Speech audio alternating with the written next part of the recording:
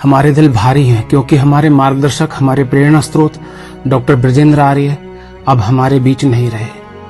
उनका जाना सिर्फ एक व्यक्ति का जाना नहीं, बल्कि एक युग का अंत है। डॉक्टर साहब का जीवन हमें यह सिखाता है कि असली महानता दूसरों की सेवा में होती है।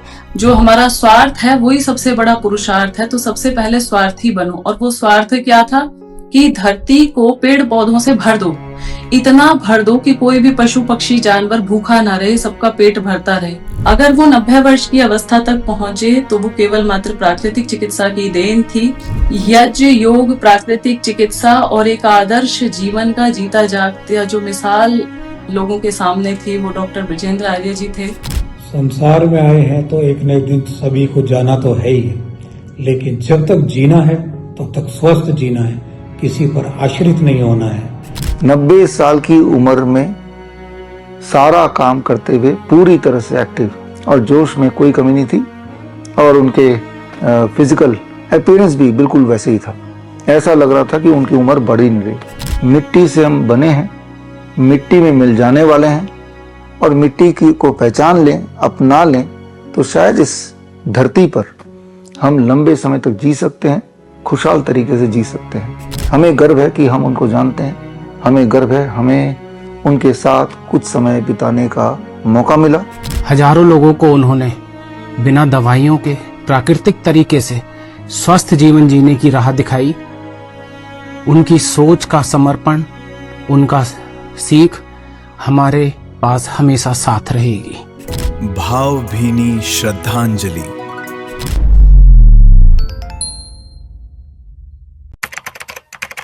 नमस्कार, D5 चैनल हिंदी देख रहे दर्शकों का मैं वंदना चट्टा स्वागत करती हूँ। आज का यह एपिसोड समर्पित है एक ऐसे महान डॉक्टर को जिन्होंने न सिर्फ मरीजों का इलाज किया, बल्कि अनगिनत जिंदगियों को उम्मीद और नई दिशा दी। उनका जाना सिर्फ एक व्यक्ति का जाना नहीं, बल्कि एक युग का अंत है।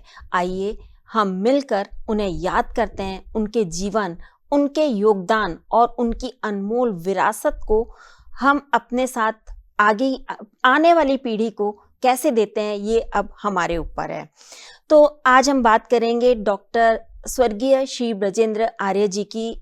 उनकी जो पुत्री हैं डॉक्टर विजाता आर्य, वो हमारे साथ जुड़ी हुई हैं। उनसे उनके कुछ ऐसे पल जानते हैं जो बहुत ही खास थे, जो कि दुनिया को नई दिशा देकर गए हैं। डॉक्टर विजाता, आपका बहुत बहुत स्वागत है हमारे इस प्रोग्राम में।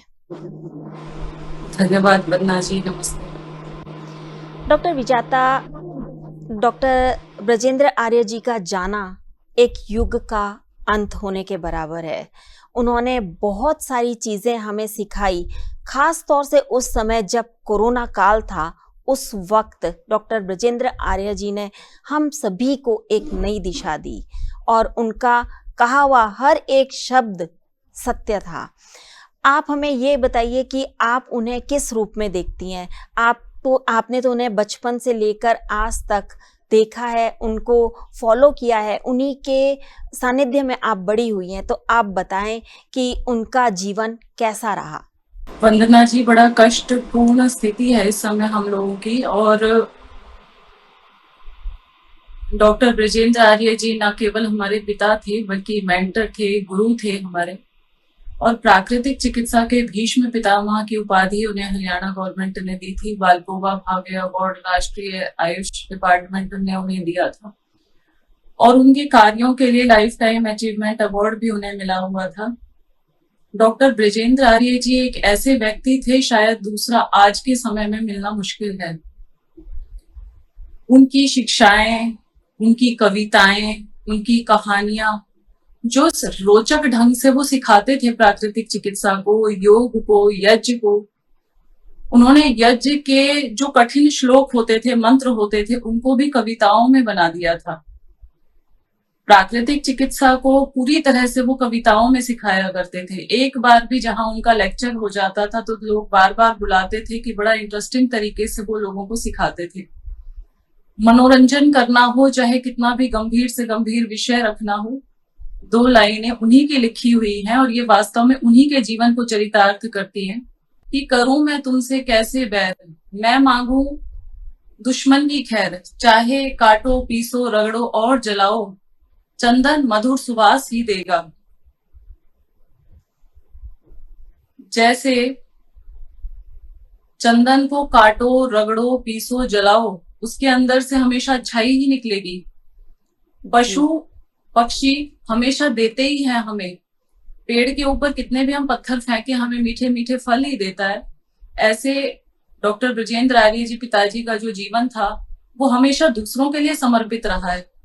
सौंप सभी कुछ फिर भी दिल में रहे समर्पण की अभिलाषा, पहले अपना घर फूक फिर देख तमाशा। पिताजी ने कभी बच्चों की परिवार की चिंता नहीं की, उनको एक समाज के लिए काम करने का जुनून था। इसीलिए जब बचपन में थे तो 5 वर्ष की उम्र तक पैरों से ही नहीं चले, स्वास्थ्य काफी खराब रहा उनका। स्वास्थ्य की तलाश में निकले प्राकृतिक चिकित्सा को ढूंढने के लिए, प्राकृतिक चिकित्सा द्वारा स्वास्थ्य की प्राप्ति के लिए उन्हें गुरु मिले सेवाराम जी, और 12 साल की पक्की मेडिकल की जॉब को छोड़ करके वो प्राकृतिक चिकित्सक बने। और प्राकृतिक चिकित्सक बनने के पीछे कारण यही था कि उनका खुद का स्वास्थ्य बहुत खराब रहता था। जब वो जॉब में थे नारनौल में, तो स्वामी रामदेव जी के पिताजी थे रामनिवास जी, उनके घर से उनके लिए लस्सी आया करती थी। उनके हाथ में विषैल हुआ था और काटने के लिए ले जा रहे थे। पिताजी तब शौक के रूप में प्राकृतिक चिकित्सा को करते थे, तो उन्होंने कहा थोड़े दिन रुको, मैं एक बार प्राकृतिक चिकित्सा करके देखता हूँ। तो उन्होंने उनको एनीमा करवाया। एनीमा में पेट में से बेर की गुठलियां निकली, तो सभी हैरान थे कि बेर की गुठलियां कौन खाता है। तो बोले कि मावस का दिन था, बहुत ज्यादा भूख लगी हुई थी, पहाड़ों पे भैंस बकरियां गाय चराते चराते इतनी तेज भूख लगी हुई थी कि उन्होंने बेर की गुठलियां भी बेर के साथ निगल ली और वो पेट में जाकर के जम गई, पेट में जाकर के जहर बन गया और उसी की वजह से हाथ में विषैल हो गया, जिसको कहते हैं हाथ का फोड़ा, हड्डी का फोड़ा, और उसको काटने के लिए बोल दिया गया हाथ को। पिताजी ने उनको एनीमा करवाया, गर्म ठंडी सिकाई की, मिट्टी की पट्टी हाथ में लगाई और 15-20 दिन में उनका हाथ ठीक हो गया। प्राकृतिक चिकित्सा के अंदर पिताजी ने शुरुआत में ऐसे बहुत सारे एक्सपेरिमेंट करे, अपने ऊपर भी किए, लोगों के ऊपर भी किए, और हम लोगों को भी बचपन से कभी कोई दवाई नहीं दी गई। एक किस्सा मुझे याद आता है अब तक भी कि माता जी को दाढ़ में दर्द रहता था, अक्सर कीड़ा लगा हुआ था, और माता जी रोती रहती थी कि मुझे दवाई दिलवा दो, मुझे डॉक्टर के पास ले जाओ, लेकिन पिताजी हमेशा लौंग का पानी दे देते थे कि इससे कुल्ला कर लो। और प्राकृतिक तरीके से इतना खिलाफ थे दवाइयों के, पूरे जीवन भर में उन्होंने दवाइयां नहीं खाई। और अंतिम समय में भी मैं ये कहूं कि कुछ लोग शायद सोचते होंगे कि इस तरह की मृत्यु होती है, या आपने पढ़ा होगा कि राम प्रसाद बिस्मिल और भगत सिंह जैसे लोगों को इस तरह की मृत्यु प्राप्त थी कि सुबह उन्होंने यज्ञ किया हो, योग किया हो, और हंसते हंसते बड़े खुशी खुशी उन्होंने मडबात किया और वहीं पे उनका अंत हुआ। तो एक ऐसा जीवन जिसने पूरा जीवन प्रकृति के साथ जिया और प्रकृति में ही अंत हुआ। पेड़ पौधों के लिए इतना ज्यादा वो प्रिय थे उनको पेड़ पौधे। अंतिम दिनों में अब उन्होंने सारे काम छोड़ रखे थे, प्राकृतिक चिकित्सा का ज्यादा काम वो करते नहीं थे, पेशेंट नहीं देखते थे, लेकिन प्रकृति के साथ उनका रहना अभी भी था, पेड़ पौधे लगाना, और पौध बना बना के लोगों को बांटते थे। छोटी छोटी पौध अभी भी हमने देखा वहां तुलसी की, एलोवेरा की रखी हुई हैं उनके घर पे, और वो जो भी घर पे आता था तो उसको पौधे जरूर देते थे, क्योंकि वो एक लाइन कहा करते थे कि महान पुरुष जो हमारा स्वार्थ है वही सबसे बड़ा पुरुषार्थ है, तो सबसे पहले स्वार्थी बनो। और वो स्वार्थ क्या था कि धरती को पेड़ पौधों से भर दो, इतना भर दो कि कोई भी पशु पक्षी जानवर भूखा ना रहे, सबका पेट भरता रहे। उनका जो विजन था, जो उनका दर्शन था, जो उनकी दृष्टि थी, वो वास्तव में मैं क्या कहूं कि आज हर आम इंसान की आंखें नम हैं उनके जाने के बाद। बेशक उनकी अवस्था 90 वर्ष की थी, लेकिन उनका जोश था जो आत्मा का वो इतना ज्यादा था कि किसी यंग व्यक्ति का भी इतना जोश नहीं होता है। उनके अंदर काम करने की इच्छा थी, लेकिन कहते थे कि मेरा शरीर जर्जर हो गया है, मुझसे बहुत ज्यादा भाग दौड़ नहीं होती है, मैं चाहता हूं कि मेरे को नई गाड़ी मिले। अक्सर कहते रहते थे कि मेरी लग्जरी गाड़ी मेरा इंतजार कर रही है। ऐसे बुढ़ापे का कोई फायदा नहीं है जहां पे मुझे बैठे रहना पड़े या मैं काम नहीं कर सकता। मैंने उनकी वीडियो देखी है कई बार कि मड बाथ करके वो कस्सी चला रहे होते थे, खोद रहे होते थे वहां पे पेड़ पौधे उगाने के लिए। खुद अभी 90 वर्ष की उम्र में वो ये सारे काम करते थे, बागवानी करना, पेड़ पौधे उगाना। इस काम में उनको बहुत मजा आता था। प्राकृतिक चिकित्सा के अंदर जो जैविक खेती है उसको उन्होंने बहुत प्रमोट किया। केंचुआ खाद के लिए उन्होंने बहुत आगे तक काम किया है। तो यज्ञ, योग और प्राकृतिक चिकित्सा तीनों के लिए उनका कार्य अविस्मरणीय रहेगा। बहुत सारे रोचक प्रसंग हैं उनसे जुड़े हुए और बहुत सारी यादें हैं उनसे जुड़ी हुई, क्योंकि मैंने बताया वो एक व्यक्ति नहीं, एक पूरी सृष्टि थे हमारे लिए। और हम लोगों को बचपन से जो संस्कार दिए हैं, शायद लोरी में ही हमें तो वो संस्कार मिले। ओमकारा जय जयकारा, इस तरह की थपकियां दे करके बचपन में सुलाते थे। दोनों तरफ से बाल पकड़वा लेते थे और कहते थे खींचो मेरे बालों को। वो जो बाल खींचने का पता ही नहीं था हमें तो किसके पीछे लॉजिक क्या है, कि जब आप बालों को खींचते हो तो आपका ब्रेन एक्टिवेट होता है, आपके बाल तो स्ट्रांग होते ही हैं। कान खींचने के लिए अक्सर बोलते थे हम छोटे छोटे बचपन में जब थे। तो एक एक छोटी छोटी चीजें अभी हमें याद आ रही हैं। और वास्तव में उनका जो जीवन था एक आदर्श व्यक्ति का था, और न केवल परिवार के लिए, पूरे समाज के लिए, राष्ट्र के लिए, देश के लिए, लाखों करोड़ों लोगों के लिए वो प्रेरणा के स्रोत रहे हैं। बहुत सारी उनकी बातें हैं जो मुझे याद हैं, कि हम कई बार भजन चला लेते थे कि सीताराम सीताराम सीताराम कहिए, जाहि विधि रहे राम ताकि विधि रहिए। तो अक्सर कहते थे कि ये लाइनें तो गलत हैं। तो मैंने एक दिन पूछा कि कैसे गलत हैं, तो बोले कि ऐसे नहीं बोलना, ऐसे बोलो कि जाहि विधि रहे राम ताहि विधि रहिए। जैसे उन्होंने जीवन जिया हमें वैसे जीवन जीना है। हमेशा कहते थे कि चित्र की नहीं चरित्र की पूजा करो। देवी देवताओं को कभी देखा है आपने कि किसी का पेट निकला हुआ है, किसी के हाथ पैरों में दर्द है, या कोई बीमार पड़ा हुआ है? वो सब स्वस्थ थे, हष्ट पुष्ट थे, तंदुरुस्त थे। तो इसी तरह का जीवन आपको जीना है। जो आदर्श राम ने स्थापित किए वही स्थापित आपको करने हैं। और अक्सर कई लाइनें हम और भी गाते थे कि हम कभी माता पिता का ऋण चुका सकते नहीं, है उनका फेवरेट भजन था, और जो वास्तव में हमारे भी बहुत दिल के करीब है। और मनुष्य गलती का पुतला है, ये अक्सर हो ही जाती है, जो गलती करके पछताए उसे इंसान कहते हैं। वो इसमें भी कहा करते थे कि गलती करके पछताता तो हर व्यक्ति है, लेकिन ये लाइन उन्होंने सुधारी, उसमें सुधार किया कि जो गलती कर संभल जाए उसे इंसान कहते हैं। कि सुधरना है तभी आप इंसान हो, पछताने वाला इंसान नहीं है। यज्ञ, योग, प्राकृतिक चिकित्सा और एक आदर्श जीवन का जीता जागता जो मिसाल लोगों के सामने थी, वो डॉक्टर बृजेंद्र आर्य जी थे। तो कहने के लिए बातें बहुत सारी हैं उनके जीवन से रिलेटेड, लेकिन अगर वो 90 वर्ष की अवस्था तक पहुंचे तो वो केवल मात्र प्राकृतिक चिकित्सा की देन थी। और प्राकृतिक चिकित्सा भी उस समय की जब कोई जानता नहीं था इसको, प्राकृतिक चिकित्सा क्या होती है। लोग अक्सर बात करते थे जब उन्होंने जॉब छोड़ी सन 61 में, 1961, तावड़ू और सोहना के गवर्नमेंट हॉस्पिटल में थे तब वो। तो उन्होंने जब जॉब छोड़ी थी तो लोग यही कहते थे कि कोई पागल इंसान है, शायद मिट्टी पानी धूप हवा आकाश से कैसे इलाज होगा। ना तो कोई सोशल मीडिया थी, ना कोई किसी तरह की हेल्प थी, और जॉब छोड़ करके एक जुनून था कि मुझे प्राकृतिक चिकित्सा को लोगों तक पहुंचाना है, जन जन तक, घर घर तक पहुंचाना है। और उनका ये सपना पूरा भी हुआ, क्योंकि अब समय आ गया है प्राकृतिक चिकित्सा का, नेचुरोपैथी का, योग का, सब लोग जानने लगे हैं। लेकिन कहीं ना कहीं मैं कहूं कि पहले प्राकृतिक चिकित्सक थे जिन्होंने इस तरह पागलपन की हद तक जाकर के इसका प्रचार प्रसार साइकिल पे किया। उस समय स्कूटर नहीं थे, कुछ भी नहीं था, व्हीकल होता था, वो साइकिलों पे जाते थे स्कूल के अंदर, कॉलेज के अंदर, बोलते थे मुझे 50-100 लोग जहां मिल जाए मुझे बुला लिया करो। अभी हमारे पास आते हैं कई लोग, बड़े बड़े ऑफिसर बन चुके हैं, कोई आईएएस बन चुका है, कहते हैं जी गुरुजी स्कूल में आया करते थे और हमें जलनेती करवाई थी उन्होंने, और वो जलनेती हम अब तक भी करते हैं, हमें जुकाम खांसी आज तक नहीं हुआ। उनकी कई लाइनें, कई दोहे और कविताएं तो इतनी फेमस हो चुकी हैं, पहले कच्चा खा जाओ फिर माल उड़ाओ सारे, बड़ी जबरदस्त चीज है। और इसी पे पूरी की पूरी प्राकृतिक चिकित्सा डिपेंड करती है कि पहले कच्चा खाना है और उसके बाद पका हुआ आपको खाना है। छोटे छोटे दोहे हैं, स्तन रूपी बेल में मल और बल का खेल, मल बढ़ता बल जा रहा, गाड़ी हो जाए फेल, गाड़ी हो जाए फेल, सीवर मल से भर जाता, बॉयलर में गैस बने इंजन घर्राता। बड़े ही सूक्ष्म तरीके से उन्होंने प्राकृतिक चिकित्सा को इजी किया। कहते थे जी प्राकृतिक चिकित्सा, अभी भी लोगों ने बड़ा टफ बनाया हुआ है नेचुरोपैथी को। प्राकृतिक चिकित्सा के नाम पे व्यापार चल रहा है, लेकिन मैं सच बताऊं तो उन्होंने व्यापार नहीं किया, उन्होंने प्राकृतिक चिकित्सा को खुद भी जिया है। हम लोगों को भी उसी फॉर्म में उन्होंने दिया है कि हमारा जीवन पूरा प्राकृतिक तरीके से, ना कोई हमें वैक्सीन लगा आज तक, ना किसी भी तरह से, बच्चे पूरी तरह से नॉर्मल पैदा हुए हैं।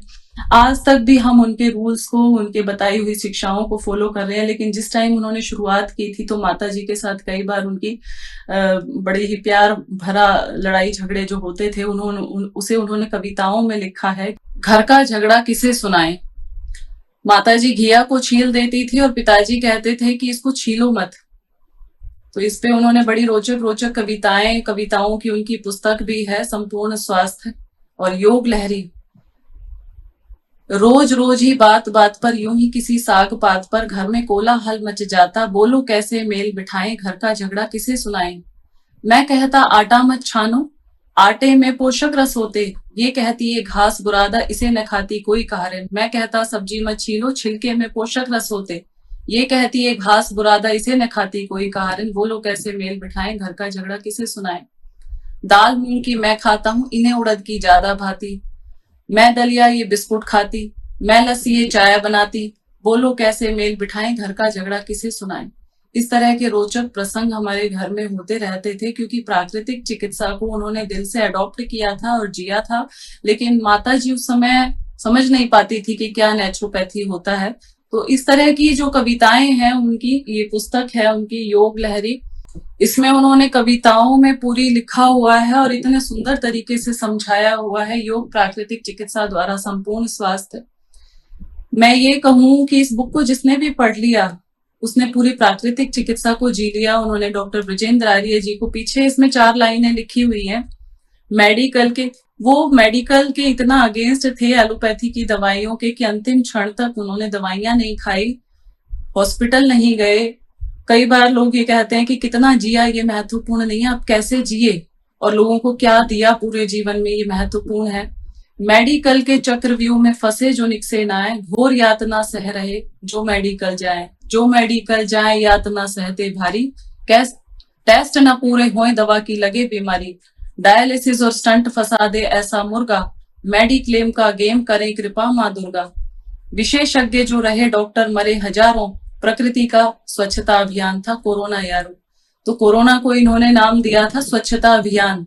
और उस समय यहाँ पे उन्हीं के संरक्षण में कम से कम 25 पेशेंट रेजिडेंशियल रहे और जिनका 40-40 ऑक्सीजन लेवल हो गया था, उनको सुबह शाम दोनों टाइम यज्ञ करवाया, काढ़ा पिलाया, जलनेती करवाया, बस्ती करवाया, खुद अपने हाथों से उन्होंने लोगों को ट्रीटमेंट दिया और वो सभी लोग ठीक हो गए। उनका जो कंट्रीब्यूशन है, जो उनका हमारे लिए योगदान है, पूरे समाज के लिए, पूरे देश के लिए, हम सदैव याद रखेंगे। जी, बहुत ही सुंदर कविता है पूरी, अगर मैं आपको वाकई बेहद खूबसूरत कविता है ये। और हमारे पास में बहुत सारे डॉक्टर्स ने संदेश भेजे हैं, जैसे कि डॉक्टर विश्वरूप ने भेजा है, डॉक्टर सुजाता आर्य ने भेजा है, डॉक्टर ध्रुव आर्य ने भेजा है, ऐसे ही डॉक्टर आनंद बिरादर ने भेजा है हमारे पास में संदेश।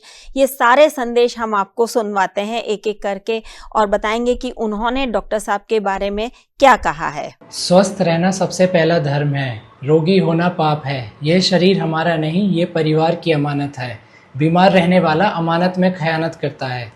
ऐसे विचार देने वाले और नेचुरोपैथी के भीष्म पिता में कहे जाने वाले हमारे परम पूज्य नाना जी श्री डॉक्टर ब्रजेंद्र आर्य जी आज हमारे बीच में नहीं रहे। आज हम लोगों का इलाज करते हैं, लोग हमें दुआ देते हैं, या हमारे द्वारा रखे गए विचारों पर समाज में लोग पसंद करते हैं। ये सब हमारे नाना जी की वजह से है। उन्होंने हमें कभी भी पैसे कमाने की शिक्षा नहीं दी, हमेशा यही कहा कि आप अपने स्वास्थ्य का ध्यान रखो, समाज का ध्यान रखो, दूसरों के स्वास्थ्य का ध्यान रखो और प्रकृति का ध्यान रखो। हमेशा ही उन्होंने ये समझाया है कि कहीं भी तीर्थ पे जाने या कहीं किसी मंदिर में जाना, किसी दरगाह में जाना, वहाँ से भगवान नहीं मिलेगा। अपने आप को स्वस्थ रखो, प्रकृति से प्यार करोगे, प्रकृति ही भगवान है। हमेशा ऐसी शिक्षा दी है और आज हमें इतना काबिल उन्होंने बनाया है। आज हम जो भी हैं हमारे नाना जी की वजह से ही हैं और उन्होंने एक समाज में क्रांति की शुरुआत करी थी, प्राकृतिक चिकित्सा, नेचुरोपैथी, उसे हम आगे लेकर जा रहे हैं। और उनकी हमेशा ही यही इच्छा रही है कि जितना हम उनके काम को, उनके विचारों को आगे लेकर के जाएंगे, समाज की सेवा करेंगे, उन्हें उतना ही ज़्यादा खुशी मिलेगी। आज वो जहाँ भी हैं वो खुश रहेंगे हमेशा और हमें समाज के लिए काम करने की प्रेरणा देते रहेंगे। ओम शांति। गुरुजी डॉक्टर विजेंद्र आर्य नेचुरोपैथी की दुनिया के नंबर 1 मेंटर, मेरी भी मेंटर, लाखों लाखों लोगों तक नेचुरोपैथी पहुंचाया है। नेचुरोपैथी की ज़िंदगी उन्होंने जी है। वो एक उदाहरण बने जब तक इस संसार में थे और आज भी एक उदाहरण है। खास तौर पे सबसे इंपॉर्टेंट बात, एक मैसेज के साथ वो गए। 90 साल की उम्र में सारा काम करते हुए पूरी तरह से एक्टिव। कुछ महीने पहले मेरी मुलाकात हुई।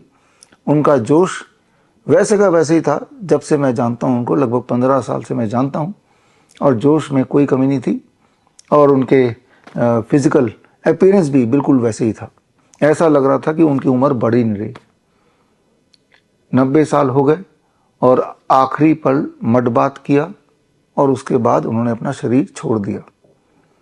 एक मैसेज शायद वो देना चाहते हैं, मिट्टी के इम्पोर्टेंस का मैसेज। मिट्टी से हम बने हैं, मिट्टी में मिल जाने वाले हैं, और मिट्टी की को पहचान लें, अपना लें, तो शायद इस धरती पर हम लंबे समय तक जी सकते हैं, खुशहाल तरीके से जी सकते हैं। ये एक बहुत बड़ा मैसेज है। इसीलिए डॉक्टर विजेंद्र आर्य के जितने भी फॉलोअर्स हैं, पेशेंट्स हैं, वेलविशर्स हैं, फैमिली मेंबर्स हैं, उन सबको इस वीडियो के माध्यम से मैं अपील करना चाहूँगा, उनके संसार को छोड़ने की वजह से आप शोक ना मनाएं। ये सेलिब्रेशन का समय है, क्योंकि ऐसा कभी कभी होता है जब कोई मनुष्य अपनी मर्जी से धरती छोड़ता है। ये कोई साधारण मृत्यु मैं नहीं मानता। उन्हें लगा कि उनका काम समाप्त हो गया है। उन्होंने पहले से ही बता दिया था। उन्होंने मडबात किया, अपने आप को पूरी तरह क्लीन किया, और जब मन हुआ तो शरीर छोड़ दिया। कितनी बड़ी बात है। हमें गर्व है कि हम उनको जानते हैं।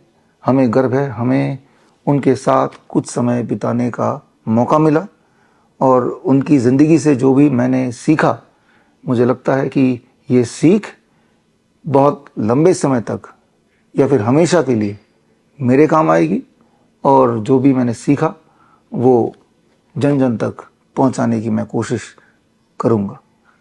धन्यवाद। आप सभी को नमस्कार। प्राकृतिक चिकित्सा नेचुरोपैथी क्षेत्र के भीष्म पितामह, पिछले 5 दशक से नेचुरोपैथी के लिए समर्पित भाव से काम करने वाले स्वर्गीय ब्रजेंद्र आर्य जी, डॉक्टर ब्रजेंद्र आर्य जी नेचुरोपैथी के क्षेत्र में पिछले 50 साल से काम कर रहे हैं। और मुझे लगता है कि 2 दिन पहले, उनके अंतिम दिन के 2 दिन पहले भी वो यज्ञ विजाता आर्य जी उनके बेटी के नेचुरोपैथी सेंटर में यज्ञ कर रहे थे। हंसते हंसते, खेलते खेलते, किसी प्रकार की बीमारी नहीं, रोग नहीं, ऐसी स्थिति में वो हम सबको छोड़ के चले गए। और इस बात का international naturopathy organisation, Surya foundation को बहुत दुख, बहुत गहरा नुकसान हुआ है। उनके परिवार के साथ साथ नेचुरोपैथी कम्युनिटी को बहुत बड़ा नुकसान हो गया है। हम INO सूर्या फाउंडेशन आयुष मंत्रालय की तरफ से संवेदना व्यक्त करते हैं, श्रद्धांजलि देते हैं। और मुझे इस बात की खुशी है कि नेचुरोपैथी के क्षेत्र में वो एक अलग हटकर नेचुरोपैथी डॉक्टर थे, एकदम डिसिप्लिन्ड नेचुरोपैथ थे, कट्टर नेचुरोपैथी के समर्थक थे, नेचुरोपैथी को प्योरली फॉलो करने वाले एक नेचुरोपैथी के डॉक्टर थे। मुझे लगता है कि ऐसा नेचुरोपैथ मिलना बहुत मुश्किल है, लेकिन इस बात की खुशी है कि उनके परिवार के, उनके बेटे डॉक्टर यज्ञदेव आर्य, बेटी डॉक्टर सुजाता आर्य, दूसरी बेटी डॉक्टर विजाता आर्य, और टोटल उनके परिवार में ध्रुव आर्य उनका पोता और उनकी पोती, सब नेचुरोपैथी योग में बहुत विशेष काम कर रहे हैं। और मुझे पूरा विश्वास है उनके मार्गदर्शन में ये परिवार के बच्चे तैयार हुए। जैसे कहते हैं ना, संस्कार अच्छे रहना चाहिए। नेचुरोपैथी के संस्कार उनके पूरे परिवार के अंदर उन्होंने बहुत अच्छी तरह से संस्कार दिया है, और इसी के कारण आज पलवल में हो या सोहाना में हो, हर जगह पर, ये फरीदाबाद में हो, इनके बच्चे बहुत अच्छे तरीके से नेचुरोपैथी का काम कर रहे हैं। और मुझे पूर्ण विश्वास है कि पिताजी यानी डॉक्टर ब्रिजेंद्र आर्य जी ने जो शिक्षा, जो दीक्षा, जो संस्कार नेचुरोपैथी के दिए हैं, उनके परिवार के साथ साथ हम सब इंटरनेशनल नेचुरोपैथी ऑर्गेनाइजेशन के भी फाउंडर मेंबर थे और हमेशा ये सूर्या फाउंडेशन INO के नेचुरोपैथी प्रोग्राम में आप आया करते थे। अपनी एक अलग पहचान उनकी नेचुरोपैथी में थी और आपने दिए हुए जो संस्कार है नेचुरोपैथी के, उसको हम आगे बढ़ाएंगे और इसी से नेचुरोपैथी आगे बढ़ेगा। और मुझे याद है ब्रिजेंद्र आर्य जी 97 to 2005 तक जब झुंझुनू में ज्यादा आया करते थे, उनके साथ डॉक्टर विजाता आर्य बहुत छोटी थी, उस समय वो साथ में लेके आया करते थे। तभी लगता था कि विजाता आर्य, सुजाता आर्य ये भी नेचुरोपैथी में अच्छा काम करेंगे। और मुझे बड़ी खुशी है आज विजाता आर्य नेशनल कन्वीनर है INO महिला सेल की और डॉक्टर सुजाता आर्य भी फरीदाबाद कमेटी की उपाध्यक्ष है। उनका पूरा परिवार INO के साथ जुड़ा हुआ है। आदरणीय जयप्रकाश जी के अच्छे मित्र थे और कई पुस्तकों का लेखन भी आपने किया है। तो आपने दिए हुए सभी जो सिद्धांत आपने नेचुरोपैथी का हम सबको सिखाया है, हम उसको जरूर आगे लेकर बढ़ेंगे और प्योर नेचुरोपैथी क्या होते हैं उस नेचुरोपैथी को हम आगे बढ़ाने का कार्य करेंगे। तभी ब्रजेंद्र आर्य जी को सच्ची श्रद्धांजलि होगी। तो उनके दिए हुए बातों को हम अपने जीवन में उतारेंगे और नेचुरोपैथी को उसी रूप में हम फैलाने का प्रयास करेंगे, तभी उनको एक मन को शांति मिलेगी, ऐसा मुझे लगता है। आज मैं आयुष मंत्रालय में भी आपका कंट्रीब्यूशन रहा है। परिवार के सभी लोग नेचुरोपैथी के लिए बहुत अच्छा काम कर रहे हैं, तो आपका आशीर्वाद हम सबको मिलते रहेगा, ऐसा मैं आशा करता हूँ। धन्यवाद। हम अपने आप को बहुत भाग्यशाली समझते हैं कि हमने उनके घर में जन्म लिया। पिताजी एक बहुत ही महान आत्मा थी। ऐसी आत्माएं बहुत टाइम बाद जन्म लेती हैं धरती पर, और ऐसे युग पुरुष का जाना हमारे परिवार के लिए ही नहीं, समाज के लिए भी एक बहुत बड़ा लॉस है। हम उन्हें गुरु कहें, पिता कहें या एक दोस्त कहें, सभी रोल उन्होंने इतने बखूबी निभाए और केवल हमारा ही जीवन नहीं बदला, हजारों लाखों लोगों का जीवन बदल दिया। और आज उनके सिखाए हुए योग और नेचुरोपैथी के शिक्षकों ने बहुत सारे सेंटर्स खोले हुए हैं जहां पर वो हजारों दुखी लोगों का इलाज करते हैं। तो ऐसी महान विभूति बहुत समय बाद जन्म लेती है और हम बहुत किस्मत वाले हैं कि हमने उनके घर में जन्म लिया। मैं तो यही प्रार्थना करती हूँ कि ईश्वर उनकी आत्मा को शांति दे और हम सब उनके बताए मार्ग पर चलते रहें। हम कभी डामाडोल ना हो, हम कभी परेशान ना हो, निराश ना हो, उनके बताए रास्ते को हम बखूबी निभा सकें। मैं यही सब ईश्वर से प्रार्थना करती हूँ। इसके साथ ही डॉक्टर यजदेव आर्य जो भाई है हमारा और पिताजी का एक इकलौता पुत्र है और बहुत ही अच्छे से वो भी नेचुरोपैथी के काम को संभाल रहा है।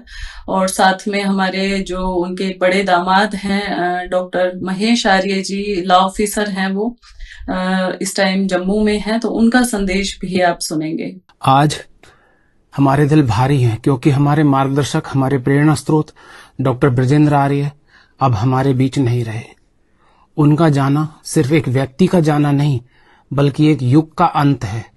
उन्होंने अपने जीवन को समर्पित किया लोगों के स्वास्थ्य, सेवा और कल्याण के लिए। खास तौर पर नेचुरोपैथी और प्राकृतिक चिकित्सा के क्षेत्र में उन्होंने जो योगदान दिया वह अमूल्य है। हजारों लोगों को उन्होंने बिना दवाइयों के प्राकृतिक तरीके से स्वस्थ जीवन जीने की राह दिखाई।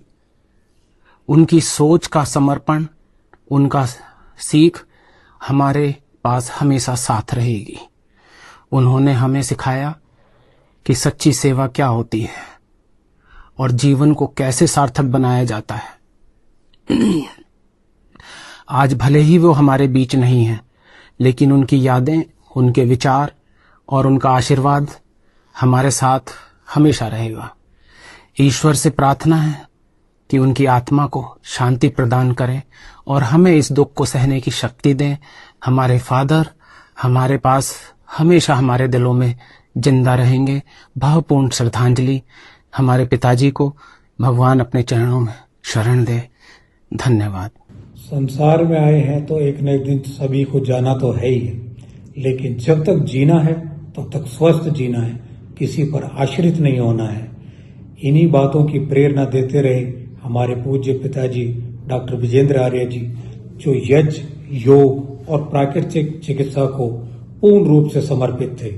नेचुरोपैथी के फील्ड में उन्हें भीष्म पितामह कहा जाता है। उन्होंने सारे अपने प्रयोग अपने शरीर अपने परिवार के ऊपर किए और उसे सफलतापूर्वक ये हासिल किया और समाज को ये संदेश दिया कि बिना दवाइयों के भी जिया जा सकता है और बिना दवाइयों के प्रकृति के निकट रहकर प्राकृतिक चिकित्सा को अपनाकर बल्कि और ज्यादा स्वस्थ रहा जा सकता है। स्वस्थ शरीर में ही स्वस्थ आत्मा, स्वस्थ दिल और एक दिमाग बचता है, जिससे कि हमारा शुद्ध अंतःकरण होता है और शुद्ध अंतःकरण ही हमें अध्यात्म की ओर, परमात्मा की प्राप्ति की ओर, जो जीवन का लक्ष्य है उसकी ओर ले जाता है, जिससे हमें मोक्ष के जैसा सुखदायक समय भी प्राप्त होता है। ये सभी भाव डॉक्टर साहब के जीवन में झलकते हैं। कभी किसी से कोई बैर नहीं किया, सरल व्यक्तित्व के धनी, हमेशा दूसरों पर दया की, उन्हें सहारा दिया, शिक्षा दी और सहजता पूर्वक अपनी बात को कह करके दूसरे को भी ये मजबूर कर दिया इस बात को सोचने के लिए कि हाँ, सत्य तो यही है, हम ही इस सांसारिक भीड़ में दौड़े चले जा रहे हैं जिसकी जरूरत नहीं है। हमारा शरीर तो बिना दवाइयों के भी स्वस्थ रह सकता है। उनके अंदर धर्म, दया और दूसरों को प्रेरणा देने का जो जीवन में मात्र उनका शैली रही है, ये हम सब के लिए एक प्रेरणा स्रोत है। बारंबार नमन है ऐसे व्यक्तित्व को और ऐसे शुद्ध अंतःकरण वाले धनी व्यक्ति को। गुरुजी एक सच्चरित्र उत्तम व्यक्ति रहे हैं, जिसे धर्म माना उससे कभी डिगे नहीं, उसका सदैव पालन किया। आर्य समाज के सिद्धांतों को माना, आर्य समाज के सिद्धांतों पर ही चलकर दूसरे लोगों को भी धर्म, दया सबकी शिक्षा दी। उनके बताए गए मार्ग और सदैव ही हमारे लिए प्रेरणा के स्रोत बने रहेंगे। ईश्वर से हम यही प्रार्थना करते हैं कि हमें भी उन्हीं के बताए मार्ग पर चलने के लिए शक्ति और प्रेरणा दे, ताकि हम भी अपने जीवन को सुखद और सफल बना सकें। बारंबार नमन है ऐसे गुरुदेव को। नमस्कार। डॉक्टर विजाता, ये तो हमने अभी सबके संदेश सुनाए और सभी डॉक्टर ब्रजेंद्र आर्य को बहुत ही श्रद्धा से आज भी याद कर रहे हैं और वो हमें काफ़ी कुछ सिखा करके गए हैं। यहाँ तक कि कोरोना के समय में उन्होंने जो जो बताया था वो हमने अपने चैनल पे दिखाया था और बहुत लोगों को इससे फ़ायदा भी हुआ था। वो सारे मैसेजेस भी हमारे पास में हैं। इसके अलावा उनका जीवन एक तरीके से हम सबके लिए एक मिसाल बन करके सामने आया है। डॉक्टर साहब का जीवन हमें यह सिखाता है कि असली महानता दूसरों की सेवा में होती है। आज वो हमारे बीच नहीं है, लेकिन उनके विचार, उनके कर्म, उनकी यादें हमेशा हमारे साथ रहेंगी। आज हम उनको दिल से श्रद्धांजलि अर्पित करते हैं। ओम शांति। आज वो हमारे बीच में नहीं है, लेकिन उनके विचार, उनकी जो आदर्श थे, जो उनके बातें थी, वो हमेशा हमारे दिलों में रहेंगी और हम स्वयं भी कोशिश करेंगे कि उनको हर तरह से हम फॉलो कर सकें। यज्ञ जिस दिन गए थे लास्ट में, प्रतिदिन वो यज्ञ करते थे। 20-25 दिनों से सोहना में ही थे, उनका पलवल में सेंटर है, वहां पे वो गए उस दिन और माता जी से मिले। माता जी के हाथ से भोजन भी उन्होंने खाया, क्योंकि जो उनके सारे काम थे वो करके गए। बरनावा लाक्षागृह में उन्होंने चतुर्वेद पारायण यज्ञ किया, वहां दान किया, बोले ये मेरा लास्ट तीर्थ है। क्योंकि मुझे ऐसा लगता है कि जो पुण्य आत्माएं हैं, इनको पहले से पूर्वाभास होता है कि हमारे पास अब समय कितना है, तो उनके जो भी काम थे वो उन्होंने सारे पूरे किए। पुस्तक भी दोबारा प्रकाशित हो गई, उनके सारे काम हो गए और काम करने के बाद उन्होंने खुद कहा कि अब मेरी इच्छा नहीं है, क्योंकि मुझे नई गाड़ी चाहिए, ये गाड़ी पुरानी हो गई है।